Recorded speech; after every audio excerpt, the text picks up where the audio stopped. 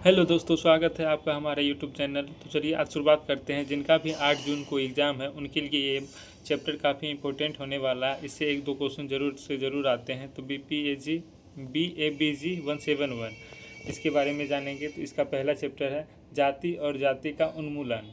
तो इसी के साथ शुरुआत करते हैं। तो चलिए, इसमें डॉक्टर भीमराव अंबेडकर बताए हैं कि यह अध्याय डॉक्टर भीमराव अंबेडकर के सामाजिक चिंतन का आधार है। इनमें उन्होंने भारतीय जाति व्यवस्था की उत्पत्ति, स्वरूप, दोष तथा उनके उन्मूलन के उपायों पर विस्तार से विचार किया है। तो इन्हीं के बारे में जानेंगे कि उन्होंने कैसे उत्पत्ति, स्वरूप, दोष तथा उनके उन्मूलन के उपायों पर विस्तार से विचार किए हैं। तो इसका प्रस्तावना आता है इस चैप्टर का कि भारतीय समाज में जाति व्यवस्था सदियों से विद्यमान है, मतलब सदियों से बनी आ रही है। यह समाज को जन्म के आधार पर विभिन्न समूह में बांटती है। पारंपरिक वर्ण व्यवस्था में समाज को 4 वर्णों में विभाजित किया है, जो कि आप लोग सभी को पता है। पहला ब्राह्मण, क्षत्रिय, वैश्य और शूद्र। इसी के साथ व्यक्ति की जाति जन्म से निर्धारित होती है और समानता जीवन भर वही रहती है इनके अनुसार। और डॉक्टर भीमराव अंबेडकर के अनुसार क्या बताया गया है वो देखिए। अंबेडकर के अनुसार जाति केवल श्रम विभाजन नहीं है, बल्कि श्रमिकों का विभाजन है। जाति व्यवस्था लोगों को अलग अलग समूह में बांटकर सामाजिक दूरी, असमानता को बनाए रखती है। उनके अनुसार जाति का सबसे महत्वपूर्ण विशेषता अंतर्विवाह है, अर्थात अपनी ही जाति में विवाह करना। जाति की प्रमुख विशेषता क्या क्या है? जाति की प्रमुख विशेषताएं आपकी हो गई जन्म आधारित व्यवस्था जिसमें व्यक्ति की सामाजिक स्थिति जन्म से निर्धारित होती है। 2 नंबर में ऊंच नीच का क्रम, सभी जाति समान नहीं मानी जाती है, उनमें श्रेष्ठता और निम्नता का क्रम होता है। 3 नंबर अंतर्विवाह, हर जाति अपने भीतर विवाह को प्रोत्साहित करती है। 4 नंबर पैसों का निर्धारण, परंपरागत रूप से प्रत्येक जाति एक निश्चित व्यवसाय माना जाता है।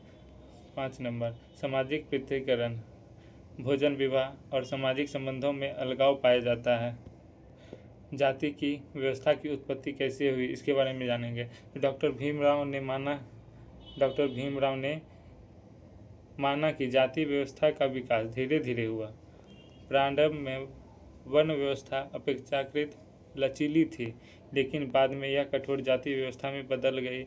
उन्होंने विशेष रूप से ब्राह्मण द्वारा अंतर्विवाह की प्रथा को जाति व्यवस्था के विस्तार का प्रमुख कारण माना।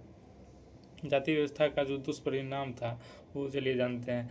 1 नंबर में सामाजिक असमानताएं बढ़ती है। जाति व्यवस्था के कारण राष्ट्रीय एकता कमजोर होती है, अस्पृश्यता को बढ़ावा मिलता है, मानव स्वतंत्रता से बाधित होती है, लोकतंत्र असमानता की भावना कमजोर होती है, समाज छोटे छोटे समूह में बढ़ जाते हैं। जाति का उन्मूलन क्या है?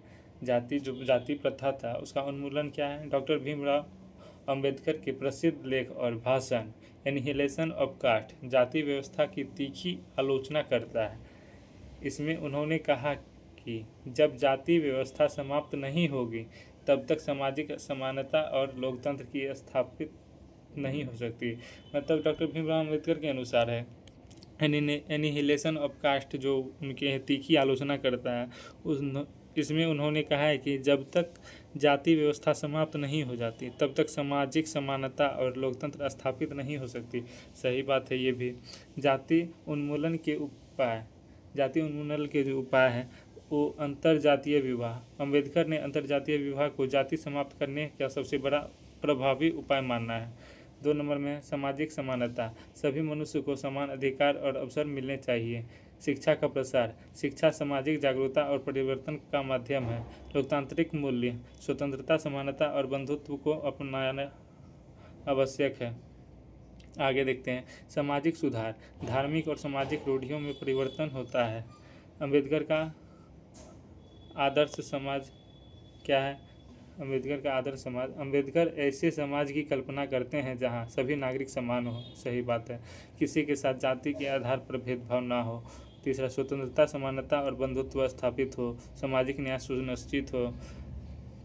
इस चैप्टर में इतना ही इम्पोर्टेंट है। इसका निष्कर्ष क्या है? डॉक्टर अंबेडकर ने जाति व्यवस्था को भारतीय समाज की सबसे बड़ी सामाजिक समस्या माना। उनके अनुसार जाति व्यवस्था सामाजिक न्याय, लोकतंत्र और मानव अधिकारों के मार्ग में सबसे बड़ी बाधा है। इसीलिए उन्होंने जाति उन्मूलन, सामाजिक समानता और मानव गरिमा पर आधारित समाज की स्थापना का समर्थन किया। या तो आप ये भी बोल सकते हैं, डॉक्टर अंबेडकर के अनुसार जाति व्यवस्था असमानता और शोषण की व्यवस्था है। सामाजिक न्याय, लोकतंत्र और राष्ट्रीय एकता की स्थापना के लिए जाति का उन्मूलन होना आवश्यक है। इसी के साथ धन्यवाद। मिलते हैं अगले नेक्स्ट चैप्टर में। अगर आपको इसी तरीके का कंटेंट चाहिए या वीडियो चाहिए तो आप हमें कमेंट कर सकते हैं। मिलते हैं फिर नेक्स्ट वीडियो में। तब तक के लिए जय हिंद, जय भारत।